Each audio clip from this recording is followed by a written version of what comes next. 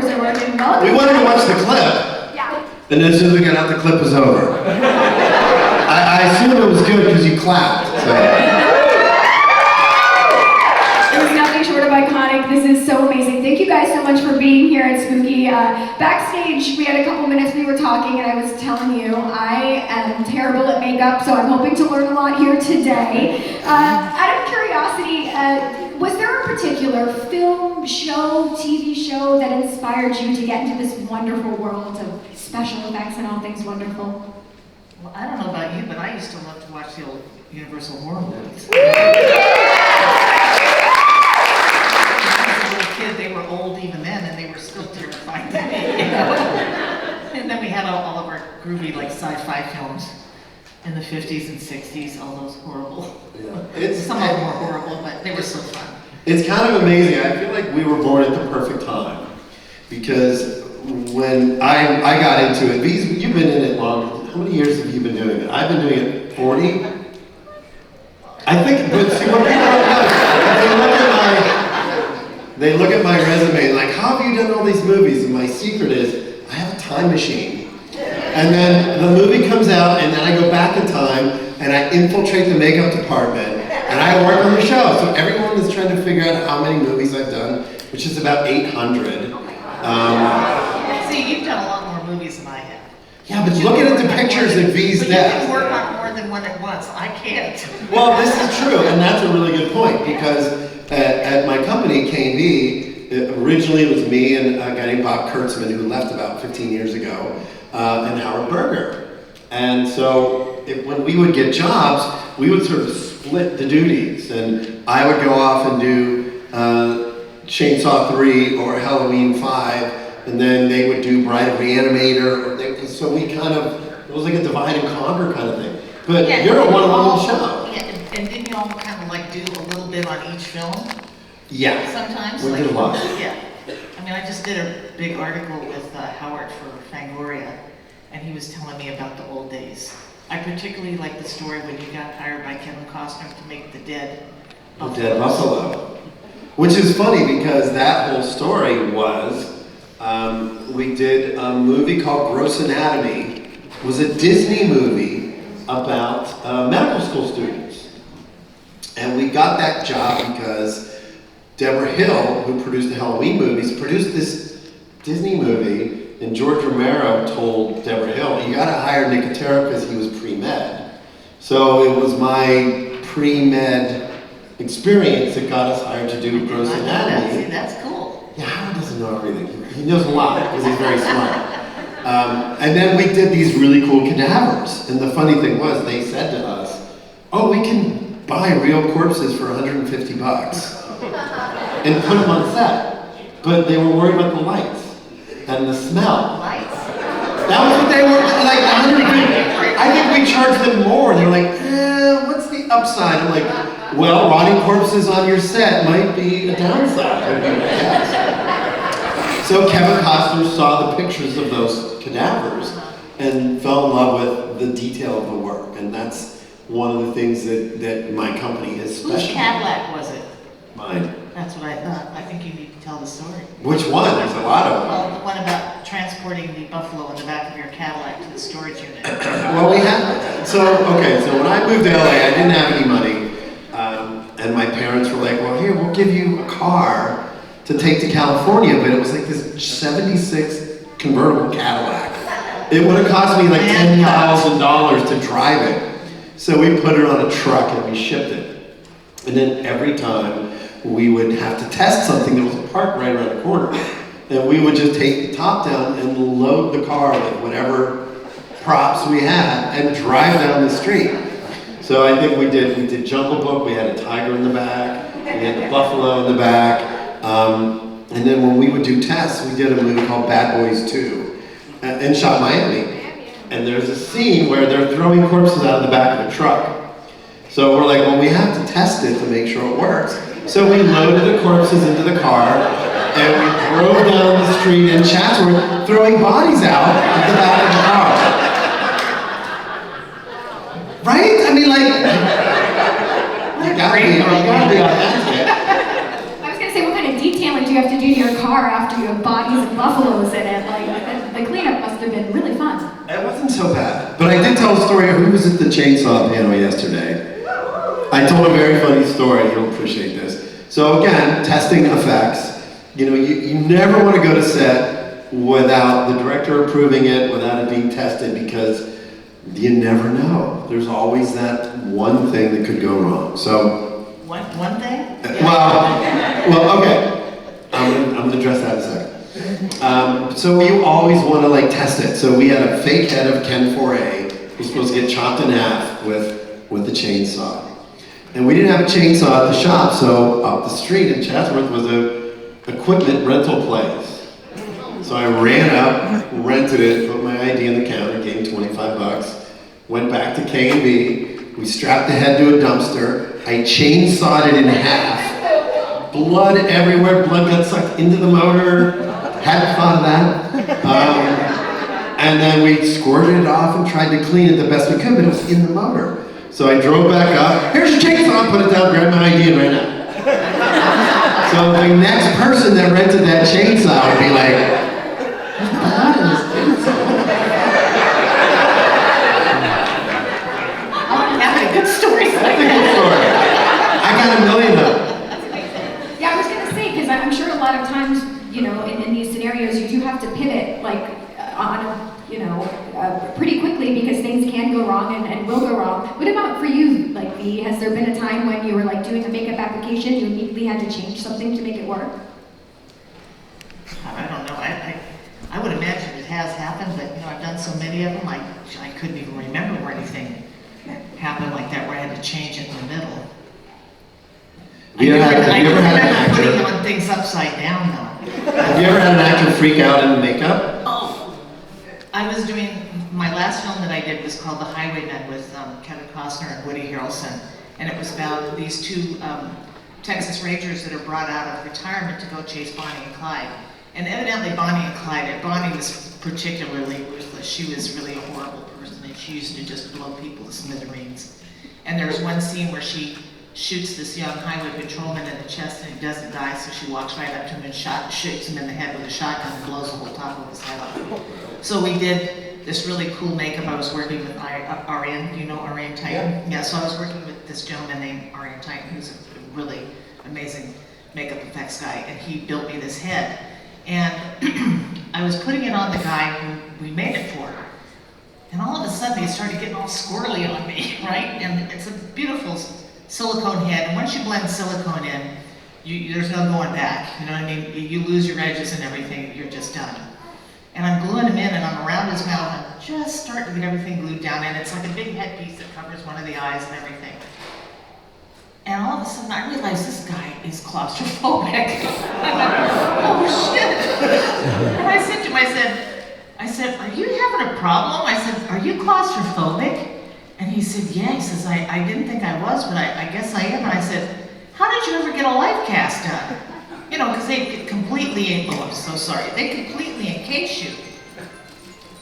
And he said, well, I knew it was going to come off in a half an hour, so it didn't really matter. And I said, oh, okay, well, this is crazy. So I called down to the ADs and I said, you know, basically, Houston, we have a problem, you know? And I said, send me the other policeman. So they had two young guys that were playing these cops, so they sent me the other guy. And I was just praying to God that I could get this head off of this guy that I'd already blended in all around his mouth and then like reuse it, you know? Wow. And I can't believe it, but it actually fit this other guy like it was made for him too. And I went, oh my God, we're just so lucked out because there's not a lot of give and play with, you know, silicone. And I thought, well, if worse comes to worse, I can just put more blood on it because the guy was just covered in blood. That was probably kind of an interesting snafu that happened to me. And I've also put on things upside down. Like I was doing an old age makeup with Greg Cannon. And you know this waddle, you know this horrible thing that I have here on my neck, that's called a waddle. That's what you get when you're old.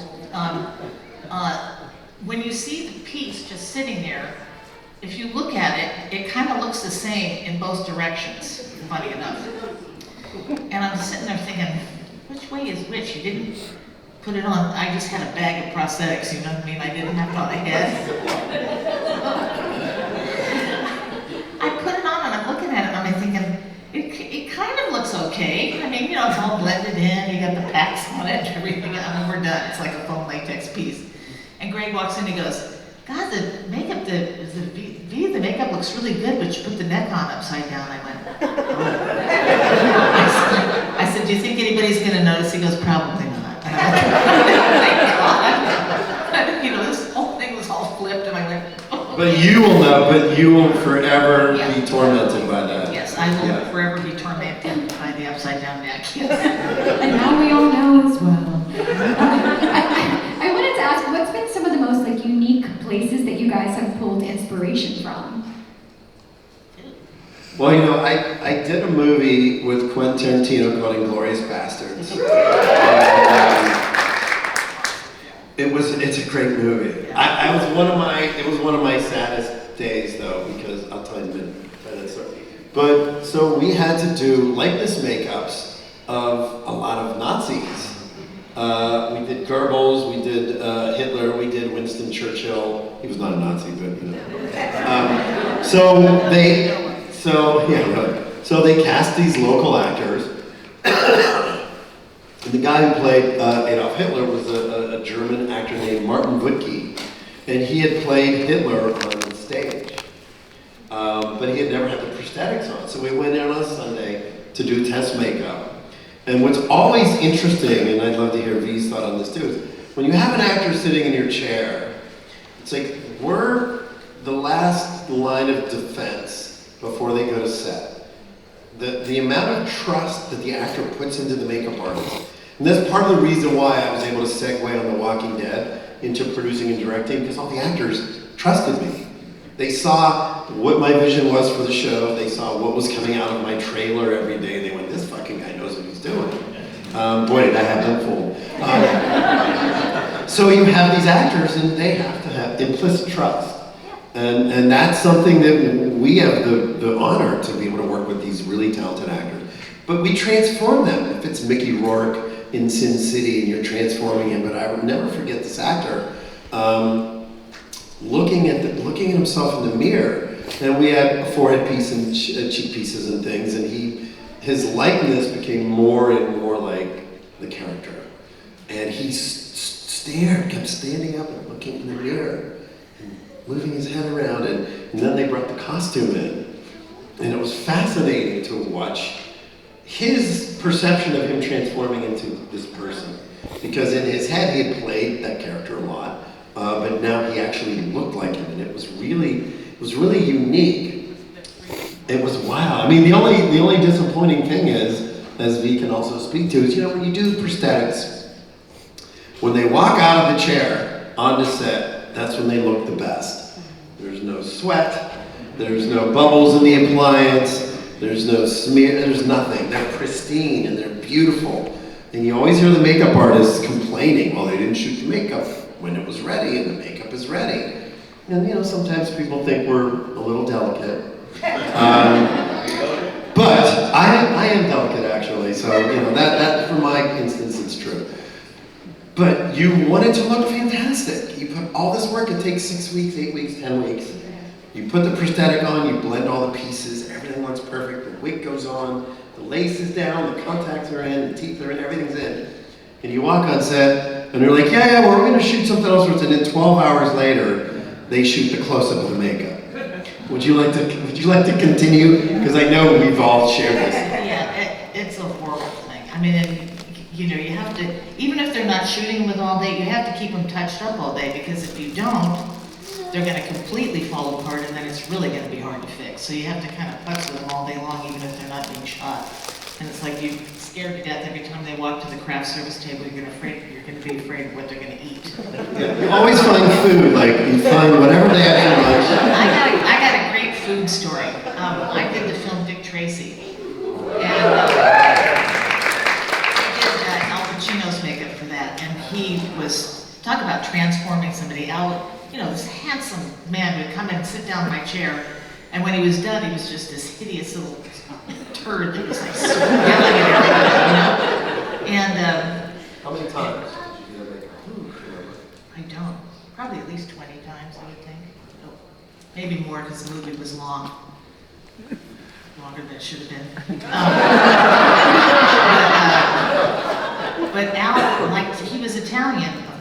he liked to eat pasta.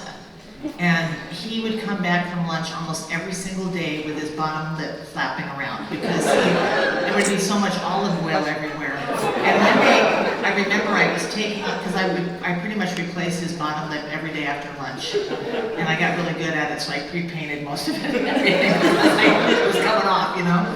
But those were also foam latex pieces. And I pulled this thing off, and there was a whole piece of spaghetti.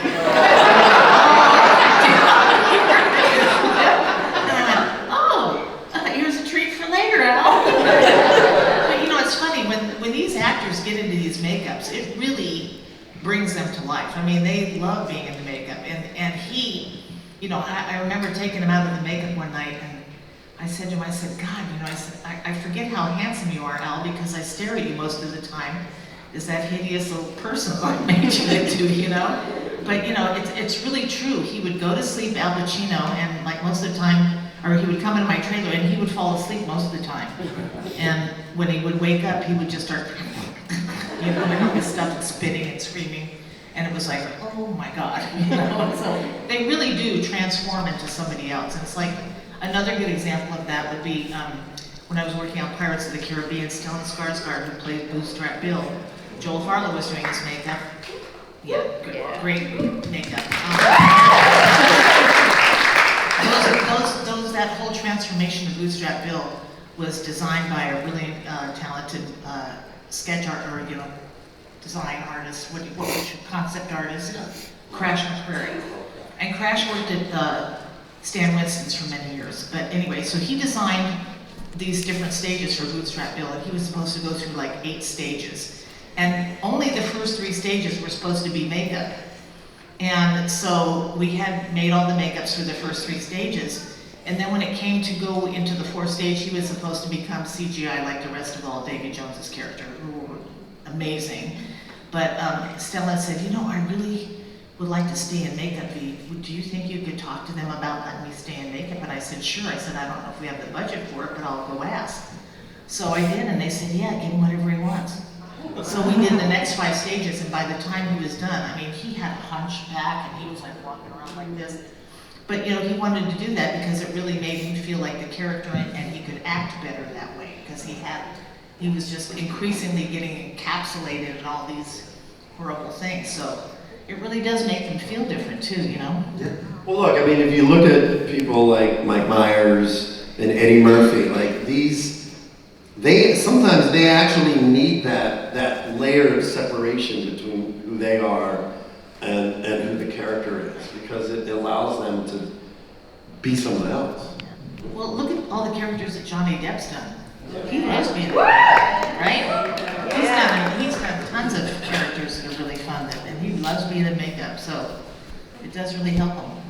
I was going to ask about like the collaborative effort between like directors and also costume designers. How often does something like that happen where someone can say, I want to stay in the makeup, and the director will give it the go-ahead? I mean, is that common? Well, interestingly, usually actors don't love being in makeup, only because they have to be there 3 o'clock in the morning, sometimes 4 o'clock in the morning. They're on set all day, you know, it gets a little hot and it gets itchy and it gets uncomfortable. So it has to be you have to put yourself in the right frame of mind for that. So generally speaking, it takes a very unique sensibility to say, I want more, I want this, I want that. But you know, the collaborative process, a lot of times, the actors come in a little bit later. The sculpture is done, and then you do the tests, and then the actors can have a little bit of input into it. But the trick is, once you have the piece sculpted and molded, and the foam is run and the silicone is run, you can't really change it. So the majority of the modifications come from either the director or the DP sometimes, or somebody. But like on Sin City, I was talking about Mickey Rourke. You know, Mickey was notorious for hating to wear makeup. Really didn't like it. But just preferred to go get surgically altered. A lot. But when we did the movie, he really embraced it, and he hated it. Like, we did everything we could to distract him. We put like Playboy pinups on the mirror. We did anything that we could do to just keep his and then when he would fall asleep, we would throw everybody out of the trailer. Like, shh. And when he was asleep was the day that makeups looked the best because he wouldn't move. Or he'd be like, all right, I'm done, and he'd get up, and we'd still be like chasing him out with the brushes. But we did a couple makeup tests, but we didn't want to do them on Mickey because we didn't want to put him through that. So a lot of times what we'll do is you'll run 3 or 4 different heads of the actor, and then you glue the prosthetics on and paint them, and put the wigs on, and then the directors can come in and look and say, oh, I like that forehead, I like that nose, I like that chin. You know, and especially now it's so strange with scanning and digital stuff because like you probably never have to light cast an actor again. You can sit them down and scan them and they walk away and then you create everything. So it does get easier, but it's still like we're old. Like we. Well, you know, there was a really big confab with a lot of makeup effects artists at one of the Monster Paloozas earlier this year. And all the guys were talking about, you know, the new way to do it with the scanning, et cetera, et cetera. And they said, but you still have to know how to do it the old way because what if your machine breaks? Right. What if you lose your electricity? What if? So you have to know how to do it the real way, or I shouldn't say the real way, but the old way. Yeah. You know, and all of you starting out are not going to have all that new fancy stuff. So you're going to have to learn how to do, you know, how to take a life cast, how to make a mold, you're going to have to learn how to do all that stuff. Well, this happened to us actually about a month ago. We're working on the Daryl Dixon show in Paris. Great show. And we had to scan a couple actors to do fake heads. And they didn't want to do life cast, so they said, just scan them. So they bring this company in, and the company scans the actors' heads, and they send us the 3D information, and we 3D print the head. The woman's head was like this big. Somebody else And told me that I said, guys, the same thing happened. Yeah, because a lot of the people in these photogrammetry companies, they don't know how to put the scale in. So we printed this woman's head, it was like a basketball. And I'm looking at it, I'm like, that doesn't look like her. So we had to literally guess. I texted her, she was in France, and I was like, can you take measurements of your head so that we can scale it the correct way? And then we had to resculpt it anyway. Fucking computers. Technology. If it's okay with you guys, we got about 10-15 minutes left. We can try to take a couple questions from the crowd for whatever questions y'all may have. Do you guys have any questions? Let there be light. Anybody? Can we turn the UFO lights down a little bit? I know, they're very bright. The Close Encounters, alien spaceships. Anybody? Spaceships up. Yeah, go for it. You can come on down. What's your name? What's your question? Hey guys, Jeffy, we were talking yesterday. So my question is for B. My wife really wants to know, she loves Johnny Depp. In Pirates of the Caribbean, is it true he had to fight to keep the eyeliner on? That Disney said they didn't want him to use it? Who's they? Like the producers? Oh, they fought to get rid of everything. I mean, they, you know, and then of course after it was a big hit, they go, didn't we have a great idea? You know, but, you know, I mean, when we first started that, Johnny came back from his dentist the first time, and he had like all of his teeth almost were all silver and gold in the front, and they absolutely had a conniption. They like went out of their minds, going, what is he doing? And he says, well, I'm keeping some of these teeth. He says, I'll go and have some of them taken off, but I'm definitely keeping a few of them in there. You know, and then we did the eyeliner, and then we did the beads, and we did all this other stuff, and then he's swaggering around, and they're going, oh my God, what's wrong with him? Is he gay? Is he drunk? What are we doing? And all that eyeliner, what's going on? And I said, it's not eyeliner, guys. It's like, it's kajal. It's like what they do to keep the sun off their eyes, just like a football player puts those stripes on. And I said, that's what that whole thing is, you know. And of course, it was inspired by Keith Richards, but we didn't have to say that part. But, you know, anyway, so they totally freaked out about everything about Johnny, and he finally just said, hey, you guys, you're gonna let me do it my way or I'm walking. So they finally just shut up and let him do what he wanted to do. Look, that's the other thing is, it's iconic. I mean, like, everybody now thinks that that's what pirates look like, or looked like. It becomes, no, it's very true that those kinds of things. I did Once Upon a Time in Mexico with him, with Johnny, and there's a gag where he gets shot in the eyes, and the way the blood seeps out of the eyes. And it was, you know, we sat in the trailer and talked about like the idea that it's an iconic visual and people will remember it. He's walking down the streets and he's blind and there's these streaks of blood coming out of his eyes, and all these things become ingrained in people. So these designs become iconic. Just like the Lost Boys brows. Yes. Yeah, they all look like that. Every vampire since Lost Boys all have the same brow. Literally every single one. And it's funny. I don't even know if you know this, but when I moved to LA in '85, and I had really short hair, and I looked a lot like Kiefer, so everybody thought I was Kiefer if I would go to a restaurant. And there was one restaurant that Dan Tana's, and Kiefer was sitting there. Say, did they kick you out? No, but they saw him, and we kind of did the old like Lucille Ball, Harpo Marx thing where we're looking in the mirror at each other. But I did a Lost Boys makeup in 1985, and had the brow and everything. I'm such a nerd. I think we all are kind of nerds because we wouldn't probably do this if we weren't, you know? I just wanted to keep you around his hands so we got you again. All right, what's your name? What's your question? My name's Irish, and my question is for Greg. Since we're talking about restaurants, what's the best menu item at Nick and Norman's? Oh boy, that's an interesting segue. For those of you that don't know, Norman and I own several restaurants. A lot of people like it. That's kind of nice. Yeah, It's delicious. Lexington, Louisville, Sonoy, which is outside of Atlanta. Chattanooga, thank you. No, it's all East Coast. And then we're opening one in Greenville. So I think the Philly cheesesteak fries are pretty awesome. Thank you. Thank you. All right. What's your name? What's your question? I didn't know you owned restaurants. Is there one around here we can go to? No, sadly there's not. Sorry. Hi, my name is Johnny, and this question's for Greg. At the very end of Jason Goes to Hell, there's a cut that was taken out of Jason being dragged through hell, and you did a whole bodysuit, I think. I read an article about that. Is that a thing? Yeah, that's a weird movie. Yeah. I mean, I enjoyed it.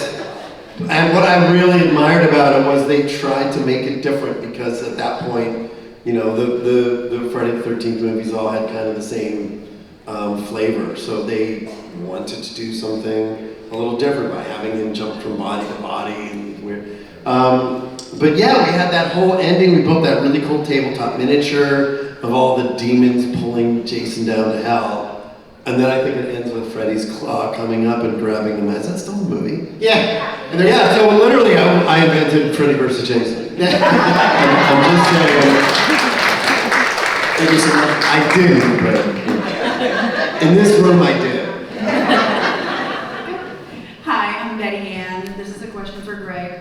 I'm sure you've both had, individual specific characters you've had challenges with, either personality or just the technical aspects of it. Greg, what would you say, project-wise, was the most challenging project that you had to bring to fruition? Oof. Well, every show has its challenges. I don't think I can answer that with a definitive answer, because a lot of them, look, Walking Dead, we did 200 zombie makeups in a day on a television show that nobody had ever done before. So, and everybody kept saying, well, how are you going to do this for TV? And we're like, we're just going to do what we know how to do. And, the thing that makes me the most proud of The Walking Dead as an example is it's inspired a whole new generation of makeup artists, because they see it on TV. And The Walking Dead did a lot for genre TV. American Horror Story, Game of Thrones, and all those shows all took a page from our playbook of like practical makeup effects. And it's a lot of women too. It's a lot of young girls, 12, 14, 16-year-old girls that come up and they want to do makeup. They want to do makeup effects and they want to do prosthetics. So that's my pay it forward sort of moment, which makes me feel really good. But every show is different. I think you concentrate more on, I'd say, character makeups than gags. You're not really doing a lot. I mean, maybe you do, and I'm wrong. but like gags are like No, I don't. slit throats and blowing people's heads up, and you know that's a specific mindset. I do it, teach it at school, but I haven't ever actually done any films with any kind of, well, except for Sweeney Todd, but I didn't have to rig any of this stuff. You don't have to rig it, but that's a whole other art form. I mean, it's like one thing to do character makeups, which V specializes in. You know, you look at her work in Beetlejuice and Lost Boys and Johnny Depp and her iconic character makeups.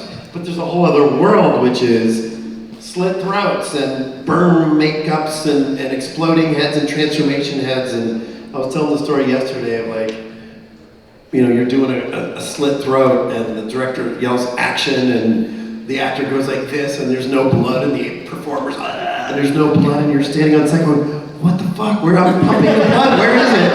And you look down and the actor's standing on the blood tube. And you're like, uh-oh. And as soon as this actor lifts their foot up, 10 gallons of blood shoots out of the neck. And the director's like, that was great! And you're like, oh, we planned on that. We meant to do that. Delayed reaction. Yes, it's a delayed reaction. Well, thank you very much. Thank you. Practical makeup. Thank you. We got time for these final two questions. Go ahead, what's your name, what's your question? My name's Katrina. My question is, you've been in the industry for a long time. What is the best invention or change to the industry that has made your job easier and the one that's made it the worst? I think the best thing that's come recently is probably silicone prosthetics. Really?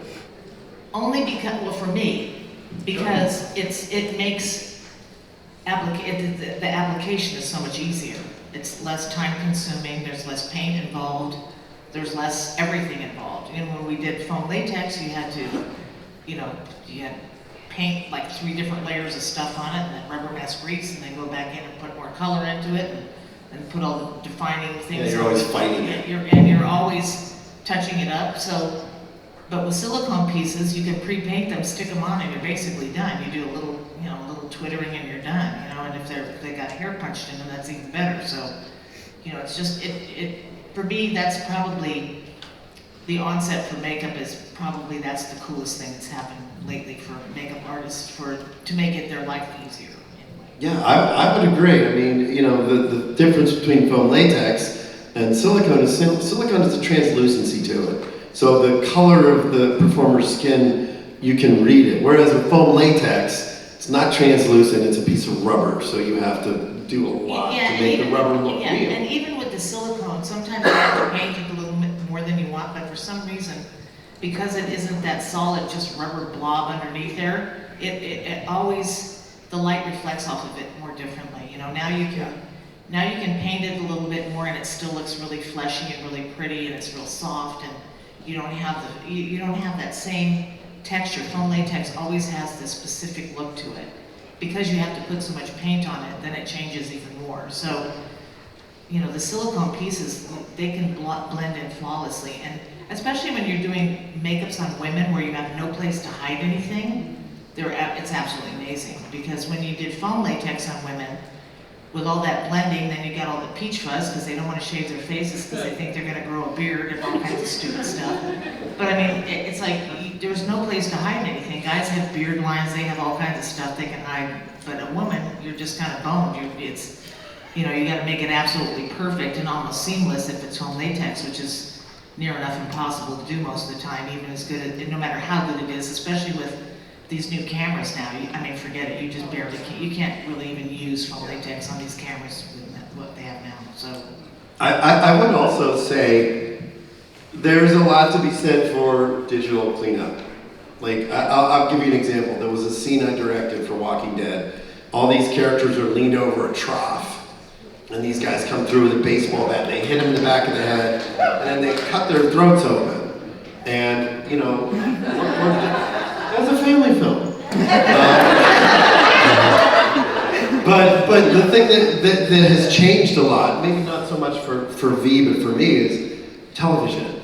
When you're doing a movie, you have 3 months to shoot it, 4 months to shoot it. When you're dealing with TV, you have 7 days. So you have 10 minutes, right? Yeah, you have 10 minutes. And one of the advantages of me being a producer on The Walking Dead was I knew how to make it, I knew how to make it quick, and I knew how to make it well.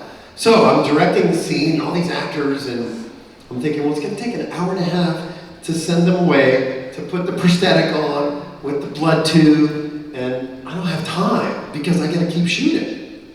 So I talked to the special effects guy, and I said, give me a round piece of tube with a T connector in the back and a line going out the back. So basically, the actors were wearing a little choker, a tubing choker, and we put little holes in it, and on action, the effects guy would just open it and close it, and you would have instantaneous blood.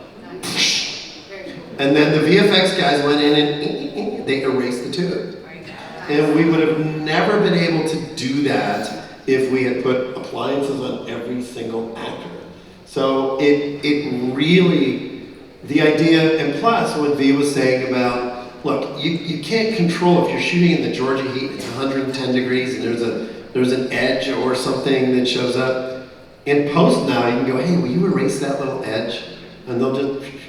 You know, and a lot of makeup artists now, well, I don't know, a lot of them, but the big ones will put it in their contract that they want to be there for like what they call the beauty pass, so they can go in when the director's first watching it with the visual effects guys, and they talk about what they want to clean up and what they want to fix. Because I know I did another film with Ariane called LBJ, and we had Woody Harrelson in that makeup, and we went and saw the first cut of it with the director and everything in a theater situation, and we're looking at it going, why does the makeup look so weird? He goes, gee, he says, they've erased a whole bunch of stuff out of the makeup. They must have thought it wasn't supposed to be there. So they had erased lines and, I mean, so he went back with them and he said, okay, take that off, take that off, take that off, take that. You know, they had gone in and done all these digital touch-ups that weren't supposed to be done, and had like erased half the makeup, you know, so he was like smooth, looked real doughy and weird, because I look at him thinking, why does he look so weird? Like, what the hell? So, you know,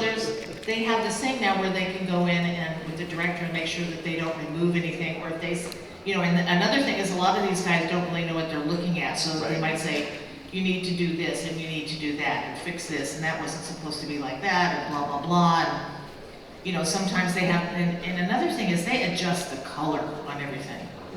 They'll go in and adjust the color of the whole movie, and it'll adjust the color of your makeup too, which is kind of scary. So there's just so many things. But you know, that being said, I think, you know, everybody said, well, is this digital technology going to replace makeup? And I said, no, I don't think so.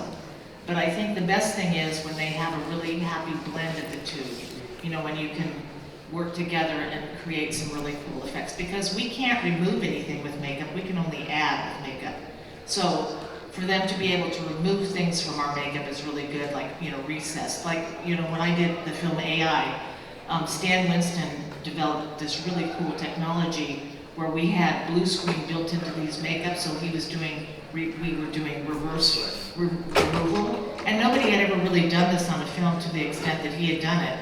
And it was really innovative and allowed them to make all those robots with half their heads missing and stuff. So it was really cool, but that type of thing works really well together. And also on Pirates, you know, like for Bootstrap Bill, they would animate a lot of stuff, like when things were spitting out of him, and you know, but his makeup was all, you know, real life makeup. It wasn't a digital makeup, just a couple of little animated things or the little, you know, creatures crawling around. That was about it. So I think that CGI can really be helpful for makeup artists as well. Great question. So we're technically at time, but let's rapid fire through this final one. Go ahead. What's your name? What's your question? My name is Asta Sylvie. This is for Neil. Sorry, I'm a little nervous. You're a real big inspiration for me. What was your favorite makeup look you've ever created? You know, people ask me that all the time. Now, I don't know if I have a favorite one. It's kind of like saying, what's your favorite kid, you know? Or like, what did I have the most fun working on? I really enjoyed my career. I pretty much had fun on every single movie I ever worked on. And every makeup had its own fun things about it, you know, like doing Mrs. Doubtfire. And I did that makeup like 54 times. So, you know, who can, you know, for the longest time I used to think The Lost Boys was the most fun I had on a movie, you know, and then I did the pirate films, and it's like, oh my God, this was, what could be better than being on a ship full of pirates? Come on, you know. So, you know, I think every job has its own beauty to it and its own fun and its own great memories. And I couldn't really put my finger on it, I'm sorry. You could have just agreed with you because she's just like you. She's just like Beetlejuice, which was really fun, and we had no money to create that character, so I'm surprised it even came out at all. We were kind of like the redhead stepchildren from Warner Brothers. They didn't even let us shoot on the lot. They put us over in Culver City lot. We shot over there. We had the crappiest trailers. I can't even tell you. I had pictures of it. I was like, oh my God. These old brown wood makeup trailers. Yeah. Jesus. Well, this has been so iconic, and thank you for your question. Before you wrap it up, any thoughts you guys want to leave us with here today? What did you just say? Any thoughts you want to leave us with here? I didn't hear what you said. Slow down. Any thoughts you want to leave us with here today? Only thoughts of it. No, we don't want to leave you with anything. That's fair too. One more time. I think we got enough, right? Thank you, everyone.